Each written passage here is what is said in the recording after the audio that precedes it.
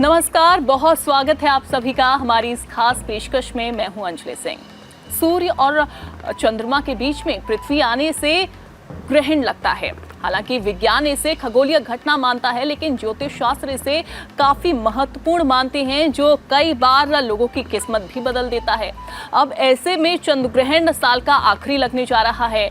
उस दौरान किन बातों का ध्यान रखना है, क्या नहीं करना है, क्या करना है और राशियों पर कैसा असर पड़ेगा, इसी के बारे में हम बातचीत आज करेंगे। हमारे साथ बातचीत करने के लिए आचार्य राज मिश्रा मौजूद हैं। आचार्य जी, आपका बहुत बहुत स्वागत है। सबसे पहले तो बताइए हमारे दर्शकों को कि साल का आखिरी चंद्र ग्रहण कब लग रहा है।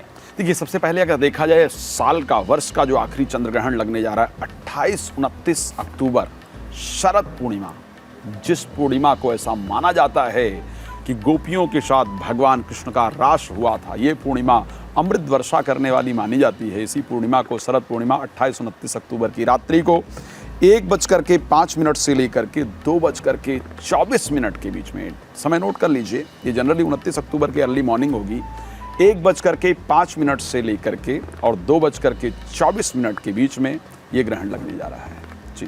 कई बार हम ये देखते हैं कि चाहे चंद्र ग्रहण हो या फिर सूर्य ग्रहण हो, कई बार भारत में उसका असर रहता है। क्या इस बार का ये जो चंद्र ग्रहण लगेगा, भारत में इसका क्या असर रहेगा? निश्चित रूप से भारत में तो असर रहेगा ही। भारत के साथ साथ अगर अदर कंट्रीज में उठा करके देखा जाए तो जनरली भारत के साथ यह चंद्र ग्रहण ऑस्ट्रेलिया में रहने वाला है, संपूर्ण एशिया में रहने वाला है, यूरोप में रहने वाला है, अफ्रीका में रहने वाला है, दक्षिणी पूर्वी अमेरिका में रहने वाला है और उसके साथ कनाडा सहित हिंद महासागर, दक्षिणी प्रशांत महासागर में दिखाई देने वाला है।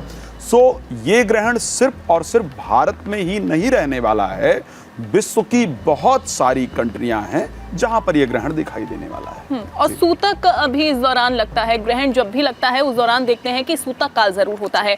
कब से कब तक सूतक काल लगेगा और कब लगेगा? देखिए, एक नियम है कि जब भी ग्रहण लगता है, ग्रहण से 8 घंटे पहले सूतक का नियम है।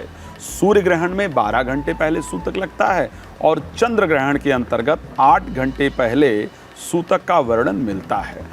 ऐसी कंडीशन में सायंकाल को 4:05 पर, ध्यान रख लीजिए, 28 तारीख की सायंकाल को 4:05 पर जो ग्रहण का सूतक काल है वो प्रारंभ हो जाएगा जी।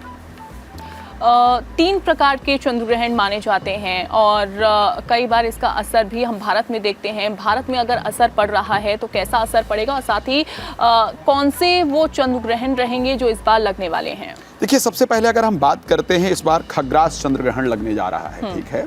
पर बहुत सारे अलग अलग ग्रहण जो है उनका वर्णन मिलता है, लेकिन इस बार खग्रास चंद्र ग्रहण जिसको कहा जाता है वो लगने वाला है। जो चंद्र ग्रहण लगने जा रहा है, क्योंकि 2 ग्रहण एक साथ, एक ग्रहण पहले भी लग चुका है और 15 दिन के अंतराल में दूसरा ग्रहण लगने जा रहा है, विश्व पर, उसके साथ साथ भारत पर भी इसका बहुत प्रभाव पड़ने वाला है। हमने बहुत सारे कार्यक्रमों में इस बात को लेकर के चर्चा किया है कि जब भी 2 ग्रहण एक साथ आते हैं, ध्यान रख लीजिए, जब भी 2 ग्रहण एक साथ आते हैं तो ऐसी परिस्थिति के अंतर्गत भूकंप इत्यादि की घटनाएं बहुत अधिक देखने को मिली हैं। और इस बार का जो ग्रहण भी लगने जा रहा है वो मेष राशि में लगने जा रहा है, अश्विनी नक्षत्र के अंतर्गत लगने जा रहा है। अश्विनी नक्षत्र के स्वामी केतु हैं, साथ में राहु, बृहस्पति और चंद्रमा, तीनों प्लैनेट एक साथ होंगे। राहु को चेंज होना है, एक दिन बाद ही चेंज होना है, 30 तारीख को चेंज होना है, लेकिन जिस दिन ग्रहण लगने जा रहा है उस दिन राहु, बृहस्पति, चंद्रमा एक साथ होंगे। उसके साथ मेष को ही दृष्टि दे रहे होंगे मंगल, केतु, सूर्य और बुध।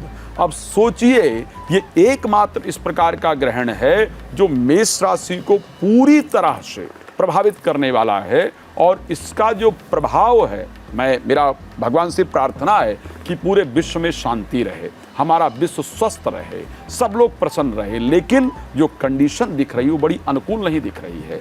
मेष राशि पर इतने पापक ग्रहों के होने से विश्व पर इसका बहुत प्रभाव पड़ने वाला है और वो प्रभाव प्राकृतिक आपदा के रूप में पड़े, इस प्रकार की परिस्थितियां हैं।